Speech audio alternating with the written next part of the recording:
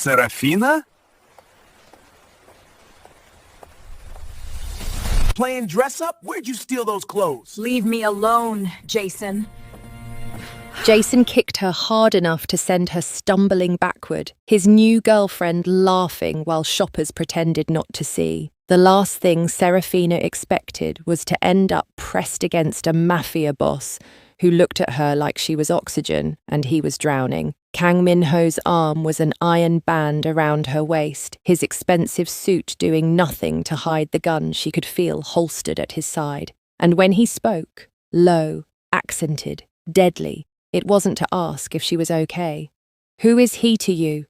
3 words that somehow sounded like a death sentence, and Serafina realized her ex-boyfriend had just kicked her into the arms of the most dangerous man in Los Angeles. Merry Christmas, family. I wish you a prosperous 2026. Please like, comment, and subscribe, as this is the best Christmas gift you could give this channel. Except Minho wasn't just any dangerous man, he was her husband. Jason had no idea. How could he? The last time he'd seen Serafina Cole, she'd been begging him not to kick her out of their apartment, tears streaming down her face as he'd called her pathetic, worthless, not good enough for where he was going. That had been 8 months ago, when he'd left her with nothing but a garbage bag of clothes and a broken heart. He certainly didn't know that 2 weeks after he'd abandoned her, Serafina had stumbled into a coffee shop at 2 a.m, desperate for warmth because her shelter bed had been taken. He didn't know about the Korean man in the corner booth who'd watched her count coins for a small coffee, then quietly paid for her meal when she wasn't looking. He definitely didn't know that man was Kang Minho, and that Minho had been instantly,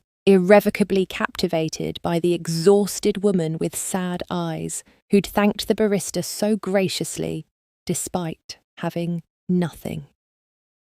8 months earlier. Minho had followed her that night, not to harm her, but because something about Serafina had reached into his chest and squeezed. He'd watched her return to the shelter, watched her give half her meal to another homeless woman, watched her fall asleep on a bench because the shelter was full. By morning, he'd made a decision that would change both their lives. "Miss," he'd said, approaching carefully so as not to frighten her, "I have a proposition." Serafina had looked up at him with wary eyes, already preparing to refuse whatever he wanted. Men didn't approach homeless women with good intentions. "I own a hotel. I need someone to manage the guest relations department. The job comes with an apartment, a salary, and benefits. You start today if you want it." She'd stared at him like he was insane. "You don't even know me." "I know enough. You're kind when you have no reason to be. You're gracious when life has been cruel. That's what I need in someone who'll represent my business." He'd handed her a card. "The offer stands for 24 hours. After that, it goes to someone else." Serafina had taken the job.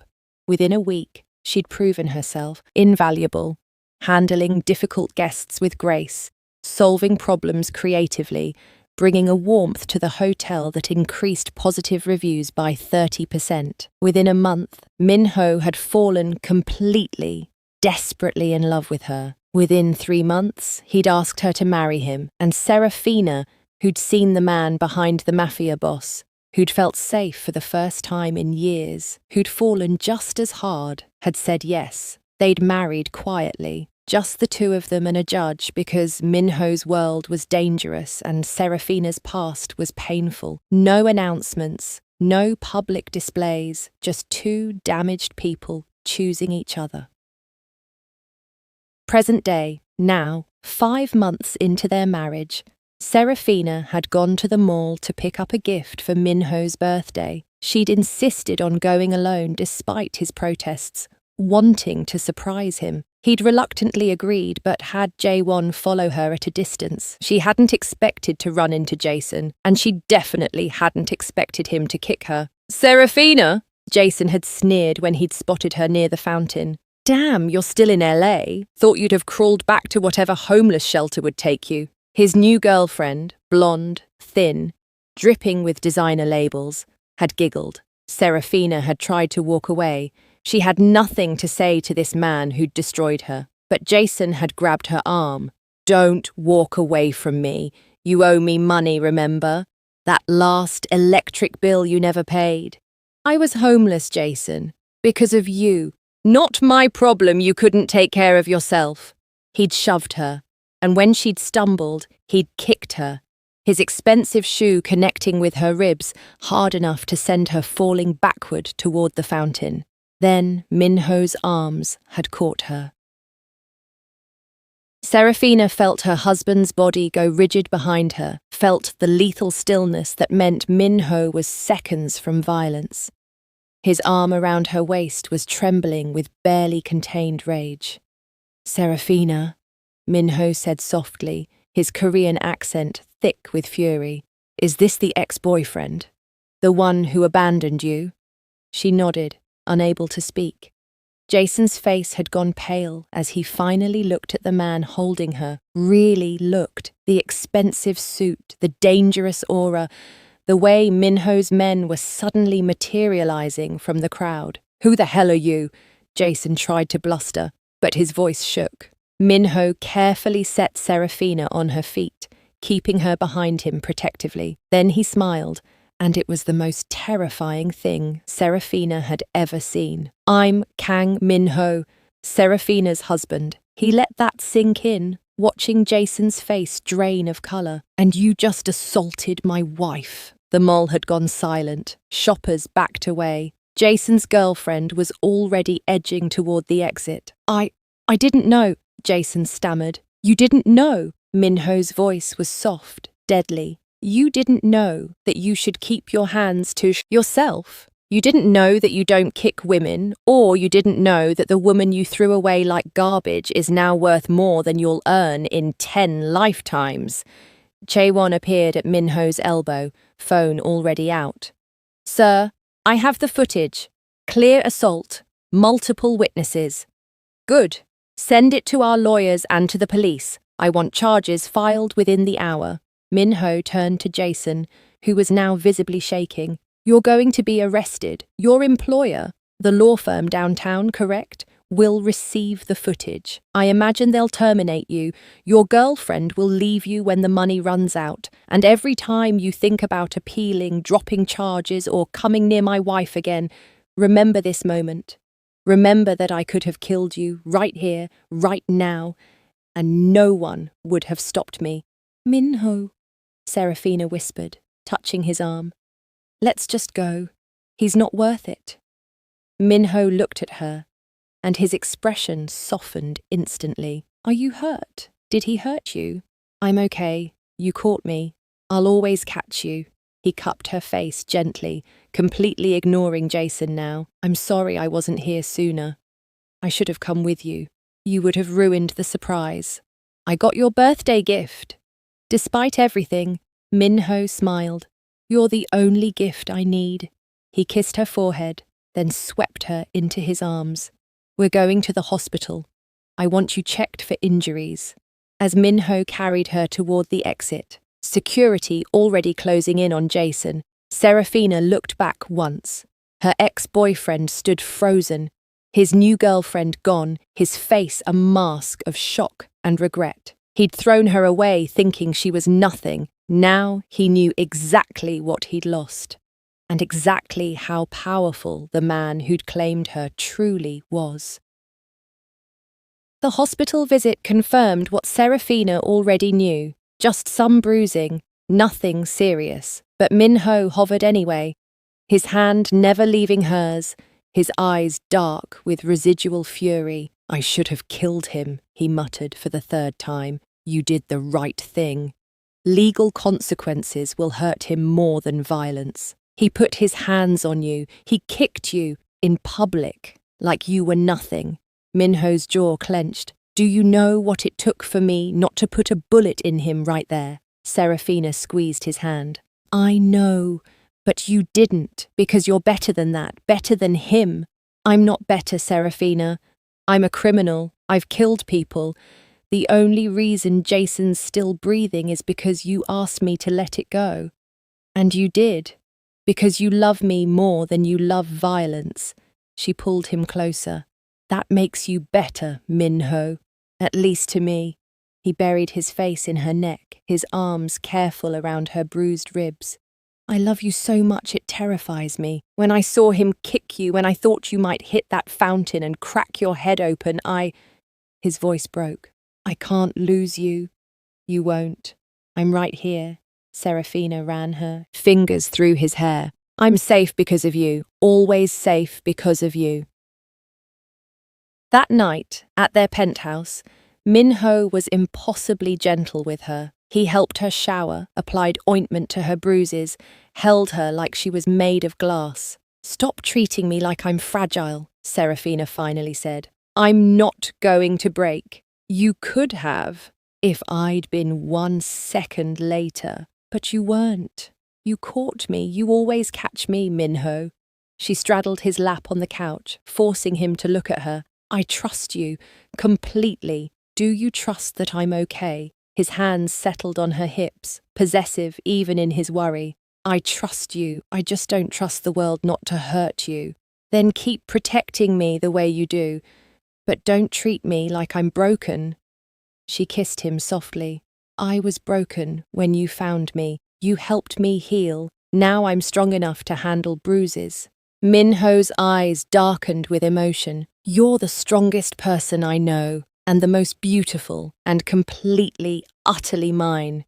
Completely, utterly yours, she agreed, and kissed him until the fear in his eyes turned to heat.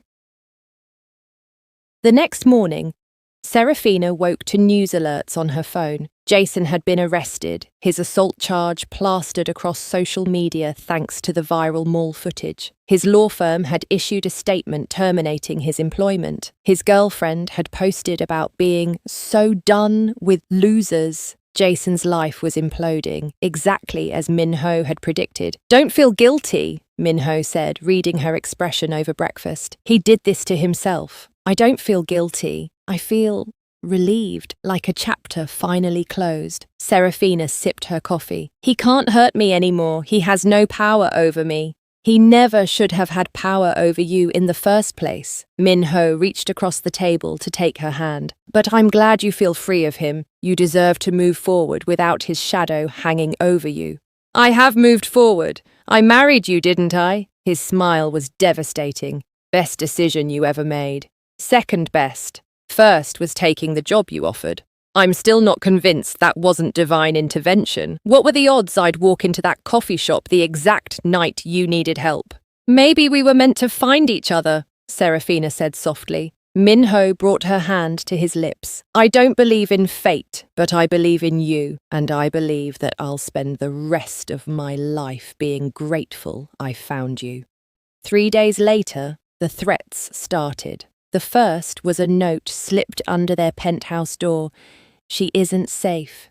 Neither are you. Minho immediately tripled security. The second threat came via email to Serafina's work account. The Mafia King's wife. How much is she worth? It's Jason, Serafina said, though her voice shook. He's trying to scare us. Jason's in jail awaiting trial. He can't send physical notes. Minho studied the paper, his expression grim. Someone else is targeting you, someone who knows about us. Jaewon entered the penthouse looking worried. Sir, we identified the email's origin. It came from a cyber cafe downtown, but the user paid cash. No ID required. Pull the security footage from the cafe. I want to know who sent this. Within hours, they had an answer.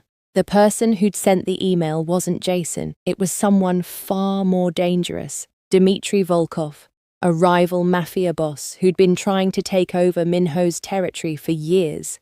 He's using you to get to me, Minho said, his voice tight. Volkov knows the easiest way to destroy me is through you. So what do? We make you untouchable. Minho pulled out his phone, making rapid-fire calls in Korean. I'm calling in every favor, activating every resource. Volkov wants a war. He'll get one. The next week was tense. Serafina had bodyguards everywhere, at work, at home, even in the bathroom. Minho barely slept, coordinating security measures and hunting for Volkov's location. "This isn't sustainable," Serafina said one night, watching Minho review security footage at 3 a.m. "You're exhausting yourself. I can sleep when you're safe." "Minho, look at me." She waited until he met her eyes. "I know you're trying to protect me. I love you for it. But you can't protect me if you collapse from exhaustion." "I won't collapse." "You're human, not a machine. Come to bed. Your men are on duty. The building is locked down. Nothing's getting to me tonight except you." Reluctantly, Minho let her pull him to bed, but he held her tightly, and Serafina knew he wouldn't truly rest until Volkov was dealt with. The attack came on a Thursday. Serafina was leaving work, surrounded by guards, when a van screeched to a stop beside them. Armed men poured out and chaos erupted. Gunfire, screaming, her guards returning fire while trying to shield her. She felt a sharp sting in her neck. Then everything went blurry. The last thing she heard was Jaewon shouting her name before darkness claimed her. Serafina woke in a concrete room, hands zip-tied to a chair. Her head pounded, and her mouth was dry. Across from her sat Dmitry Volkov, a scarred, cold-eyed man who smiled when he saw her awake. "Mrs. Kang, finally. Your husband is very protective of you. Getting past his guards cost me 6 men." "Minho will kill you for this," Serafina said, forcing strength into her voice. "Perhaps. But first, he'll suffer. He took my territory, killed my brother, cost me millions. Now I'll take what he values most." Volkov leaned forward. "You. I'm not a thing to be taken. No, you're leverage, and you're going to help me destroy Kang Minho." Meanwhile, Minho was tearing the city apart. When Jaewon had called to report the abduction, Minho had gone cold with a rage so profound it terrified everyone around him. "Find her," he'd said quietly. "I don't care what it costs. Burn every building, question every contact, offer any price. Find my wife." His men mobilized immediately. Minho personally interrogated Volkov's known associates, and his methods were not gentle. Within 6 hours, he had a location, an abandoned factory on the outskirts of LA. "It's obviously a trap," Jaewon warned. "Volkov wants you to come. Then I'll give him what he wants." Minho loaded weapons with methodical precision, but he won't survive the meeting. At the factory, Volkov received word that Minho was approaching with a small army. He smiled at Serafina. "Your husband is predictable. He's walking into an ambush." "You're the one who's predictable," Serafina shot back, working subtly at her restraints. "Minho doesn't walk into traps. He sets them." "Brave words for a hostage. I'm not afraid of you. My husband is Kang Minho. You're already dead. You just don't know it yet." Volkov's smile faded. "We'll see who's dead by morning." Minho's assault on the factory was surgical. Snipers took out Volkov's perimeter guards silently. Tactical teams breached from multiple entry points, and Minho himself walked through the front door like an avenging angel, cutting down anyone who stood between him and Serafina. He found her in the basement, still tied to the chair but unharmed. The relief that flooded him was almost painful. "Minho!" Serafina's eyes lit up when she saw him. "I'm here, sweetheart. I've got you." He cut her restraints, pulling her into his arms. "Did they hurt you?" "No, I'm okay. But Volkov is surrounded upstairs with nowhere to run. My men have the building locked down." Minho cupped her face, checking her over frantically. "I thought I lost you. When Jaewon called, when I realized you'd been taken, I'm okay. You found me. I knew you would." He kissed her desperately, pouring all his fear and relief into it. "I love you, God, Serafina. I love you so much." "I love you too. Now let's get out of here." Upstairs, Volkov realized his mistake too late. Minho's forces had decimated his men, and he was cornered in his own trap. When Minho emerged from the basement with Serafina safe in his arms, Volkov knew he'd lost. "This is over," Minho said, his voice deadly calm. "You threatened my wife. You abducted her. You declared war on me. Those mistakes end tonight. You can't kill me. I have connections. Protection. You had connections. Past tense. I spent the last 6 hours destroying them all." Minho nodded to Jae-won, who produced a file.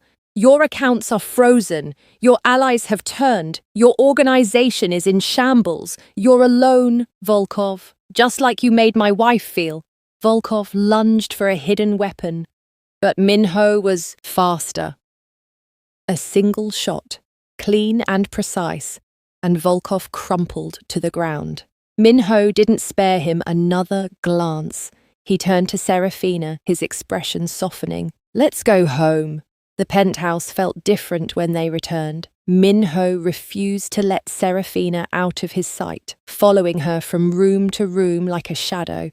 When she showered, he waited outside the bathroom door. When she tried to sleep, he held her so tightly she could barely breathe. "Minho, I'm okay," she whispered into the darkness of their bedroom. "You were taken from me, drugged, tied up, threatened." His voice was raw. "I'm not okay, Serafina. I won't be okay for a long time." She turned in his arms to face him. Even in the dim light, she could see the haunted look in his eyes. "But you got me back. I'm here. I'm safe. This time. But what about next time? What if—" She kissed him, cutting off the spiral of fear. "There won't be a next time. Volkov is dead. His organization is destroyed. You made sure of that.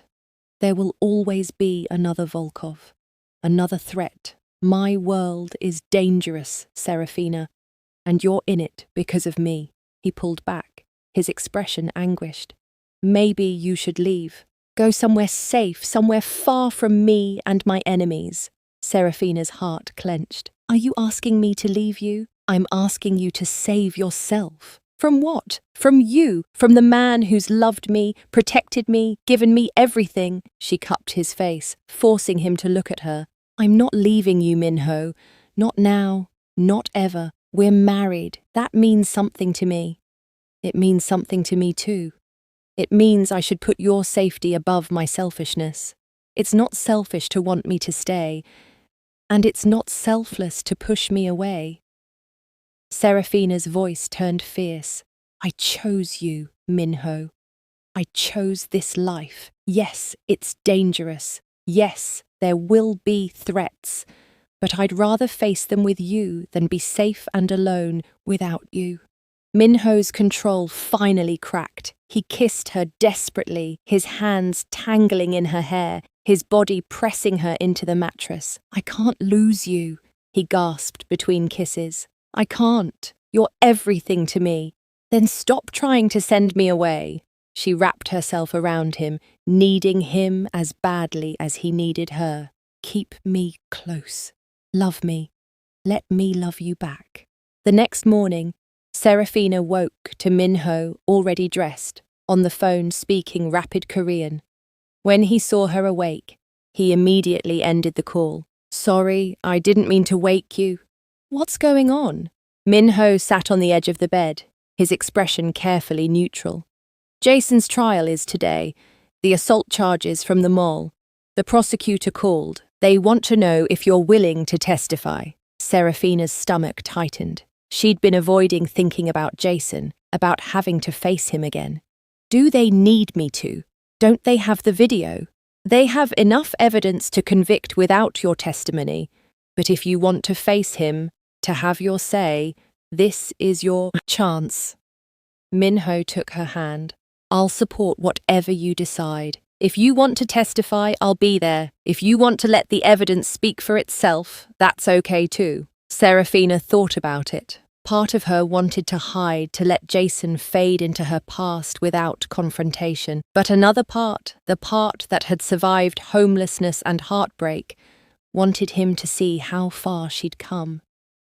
"I want to testify," she said. I want him to hear from me exactly how much he didn't break me." Minho's smile was proud. "Then we'll go together." The courthouse was packed. Jason's assault had become a minor media sensation. "Ex-boyfriend attacks woman, doesn't know she's married to powerful businessman," read one headline. Minho kept Serafina close as they navigated through reporters and cameras. In the courtroom, Jason looked smaller than she remembered. Gone was the arrogant man who'd kicked her. In his place sat someone defeated, his expensive suit rumpled, his expression hollow. When Serafina took the stand, she felt Minho's eyes on her, grounding her. The prosecutor asked her to describe what happened at the mall. "I was shopping when I ran into my ex-boyfriend, Jason," she began, her voice steady. "He made cruel comments about my past, about a time when I was homeless after he abandoned me. When I tried to leave, he grabbed me. Then he kicked me hard enough to send me falling backward." "And what happened next?" "My husband caught me before I hit the fountain. He protected me just like he always does." The prosecutor nodded. "Can you describe the emotional impact of this assault?" Serafina looked directly at Jason. "For a moment, when he kicked me, I felt like I was back in that place where he'd left me, worthless, powerless, alone. But then I realized something. I'm not that person anymore. I'm not powerless. I'm not alone. And I'm definitely not worthless." She turned back to the prosecutor. "Jason thought he could hurt me one more time, but all he did was prove that I'm stronger than he ever gave me credit for." The defense attorney tried to discredit her, suggesting she was exaggerating because of her husband's influence. But the video footage spoke for itself. The jury deliberated for less than 2 hours before returning a guilty verdict. As they led Jason away, he looked at Serafina one last time. "I'm sorry," he mouthed. She didn't respond.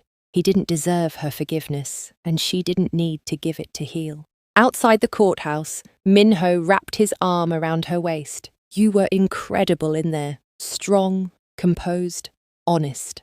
"I meant what I said. I'm not that broken woman anymore. You helped me see that. You were never broken, sweetheart, just bent, and you straightened yourself out long before I came along." He kissed her temple. "I'm just grateful I get to walk beside you now." If you're already hooked on Serafina and Minho's story, do me a huge favour, hit that like button and drop a comment telling me what you think so far.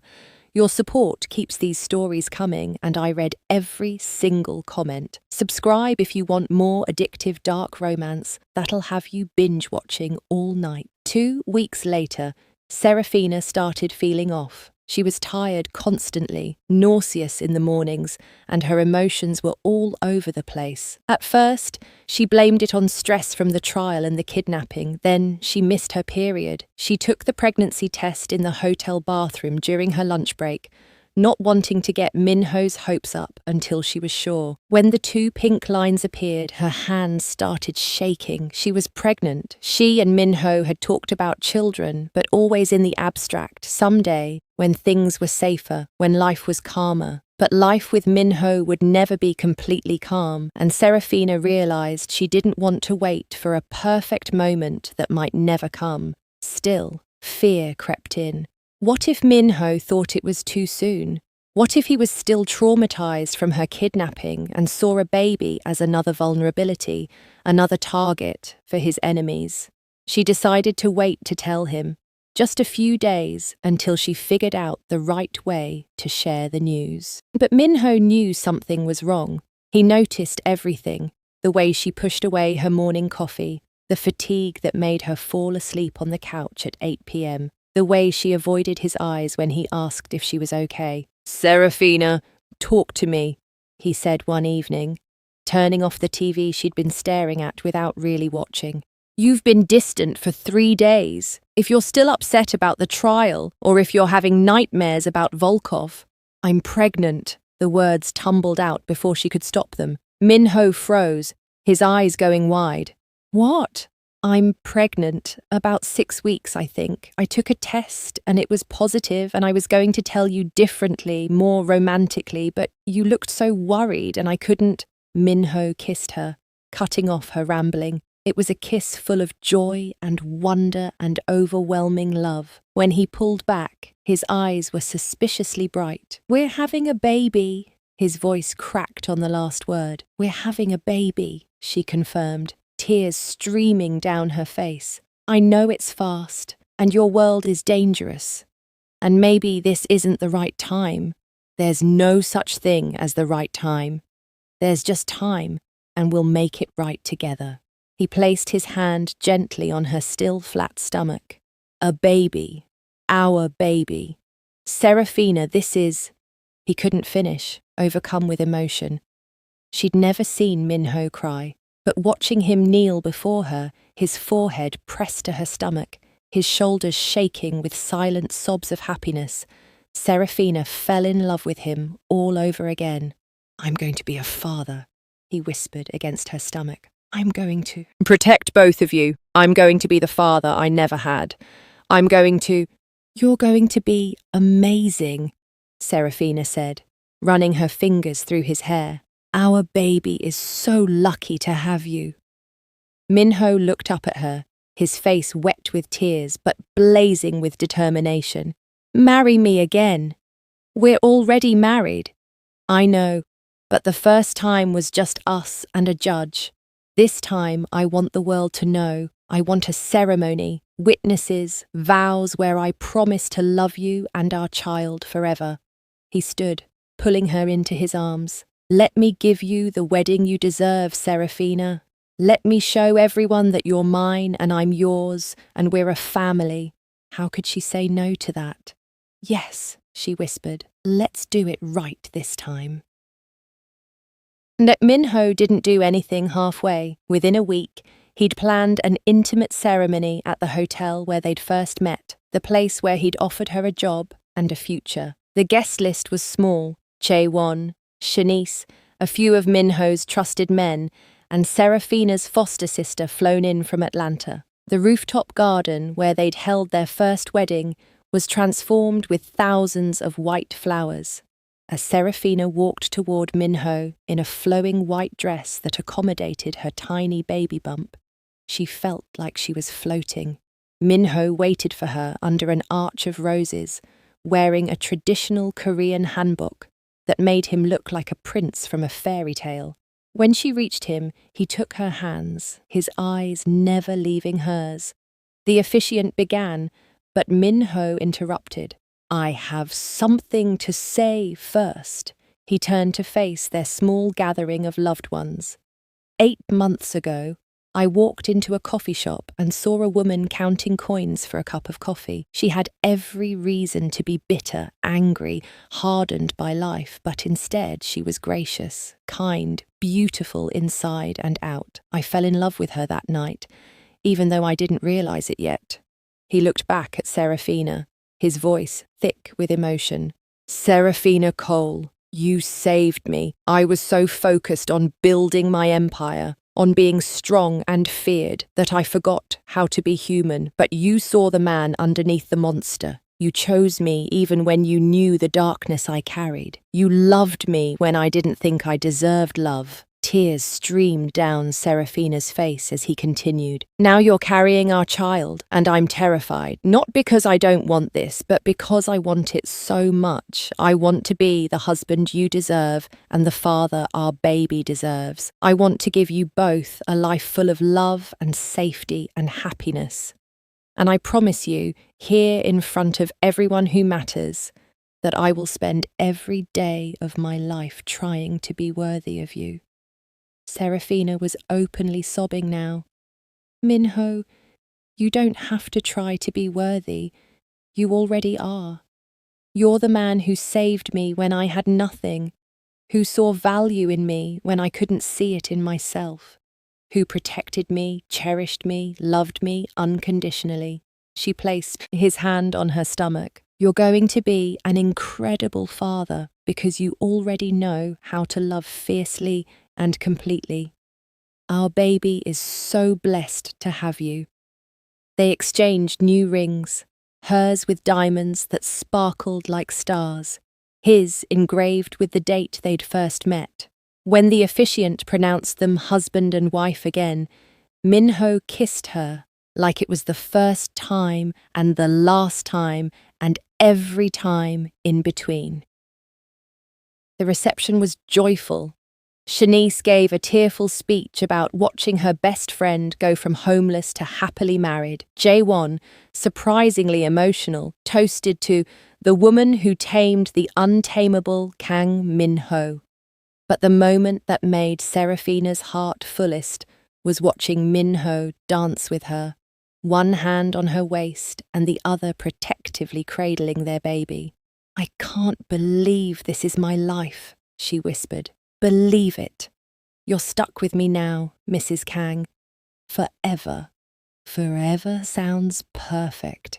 6 months later, Serafina waddled into the penthouse after her final day of work before maternity leave. Minho had transformed one of the spare bedrooms into a nursery that looked like something from a magazine. Soft greys and whites, a hand-carved crib from Korea. Enough security features to rival Fort Knox. "I may have gone overboard," he admitted, showing her the baby monitor system that included motion sensors, temperature controls and cameras with night vision. "You think?" Serafina laughed, then gasped as a sharp pain hit her stomach. Minho was at her side instantly. "What's wrong?" "I think that might have been a contraction." His face went pale. "A contraction? But you're not due for another 2 weeks. Babies don't always follow schedules." Another contraction hit, stronger this time. "Minho, I think it's time." What followed was controlled chaos. Minho grabbed the hospital bag they'd packed weeks ago, called ahead to the hospital, and had Jaewon bring the car around, all while trying not to panic. Serafina would have found it funny if she wasn't focused on breathing through contractions. The drive to the hospital was the longest and shortest of Minho's life. He held Serafina's hand, coaching her through breathing exercises he'd memorized from pregnancy books, silently praying to every god he could think of to keep both his girls safe. 14 hours later, at 6:47 a.m., their daughter was born. She came into the world with a full head of black hair and a cry that could wake the dead. The nurses placed her on Serafina's chest, and time seemed to stop. "She's perfect," Serafina sobbed, touching her daughter's tiny fingers. Minho stood frozen beside the bed, staring at his daughter like he'd been struck by lightning. When the nurse asked if he wanted to cut the cord, he nodded mutely, his hands shaking. "Mr. Kang, would you like to hold her?"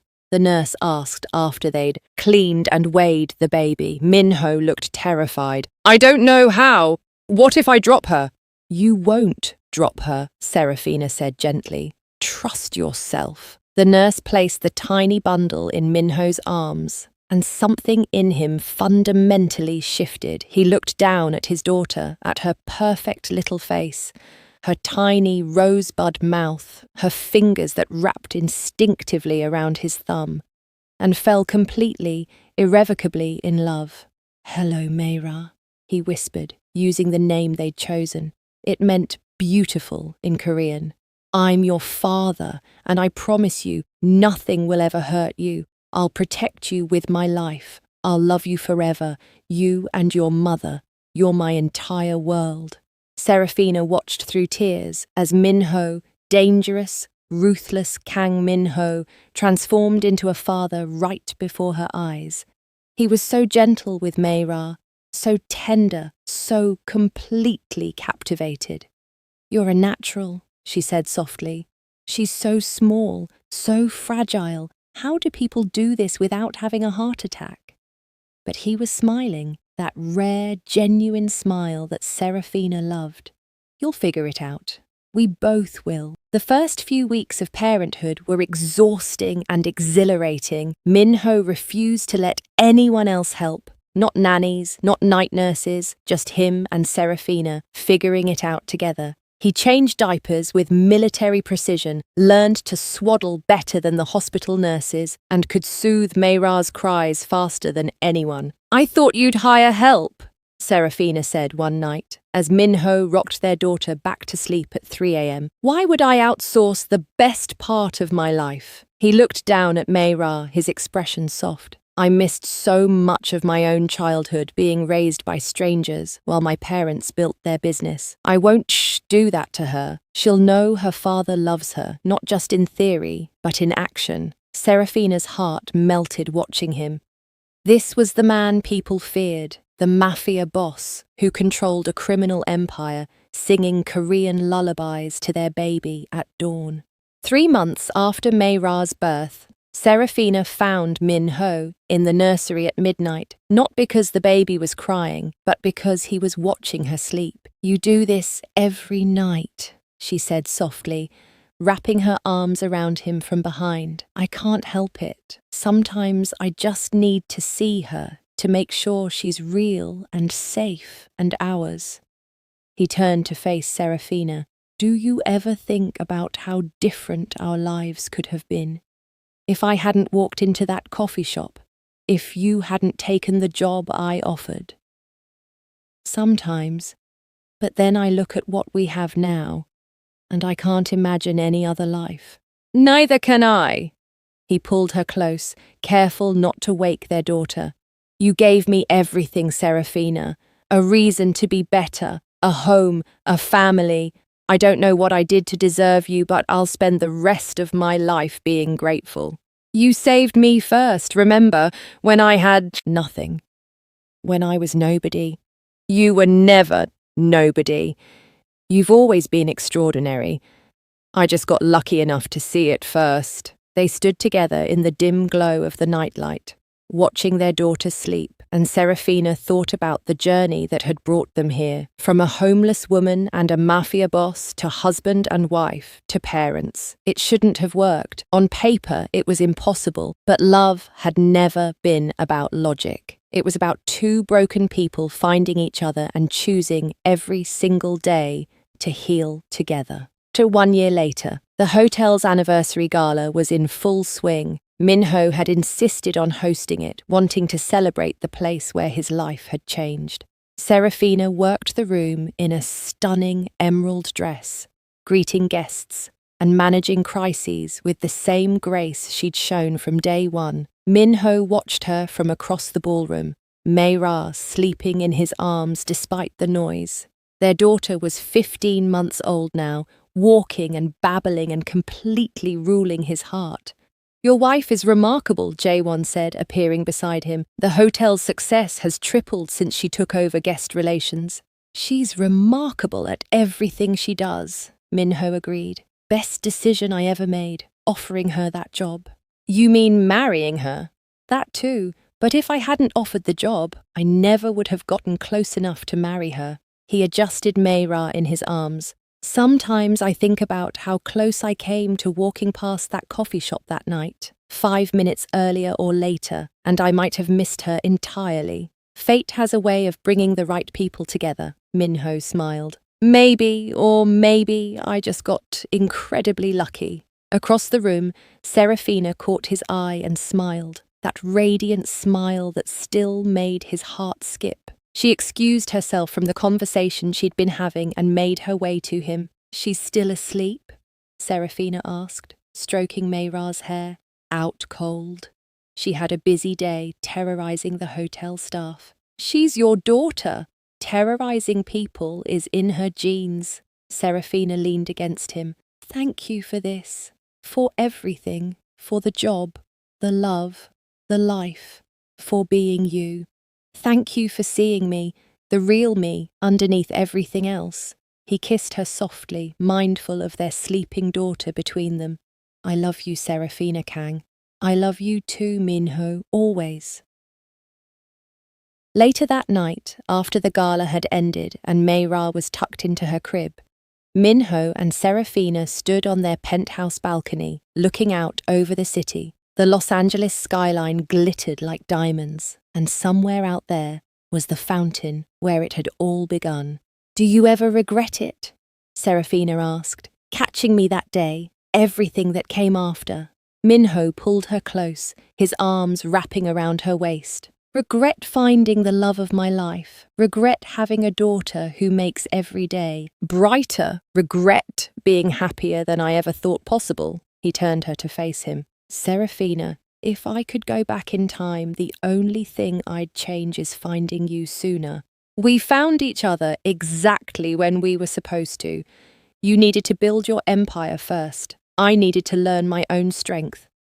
And when we finally met, we were both ready. You're right. We were ready. He kissed her forehead. And now we're ready for whatever comes next. Together. Always together, she agreed. They stood there in comfortable silence. Two souls who'd found each other against all odds, who'd built a love strong enough to weather storms, danger, and doubt. From the ruins of Serafina's broken past and Minho's violent present, they'd created something beautiful, a family, a future, a forever.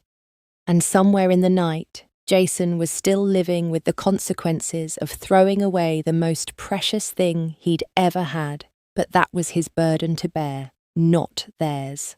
Serafina and Minho had moved on, moved forward, moved into a future so bright it took their breath away. Because sometimes the worst moments of your life lead you exactly where you need to be. Sometimes getting kicked while you're down means falling into the arms of someone who'll never let you fall again. And sometimes, against all logic and reason, love really does conquer all. The end.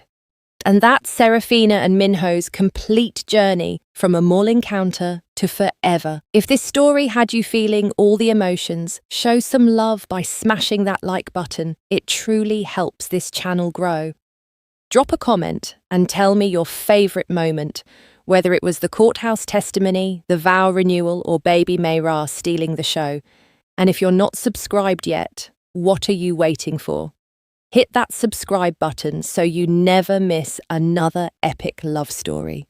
You're not just a viewer, you're part of this family, and I appreciate every single one of you.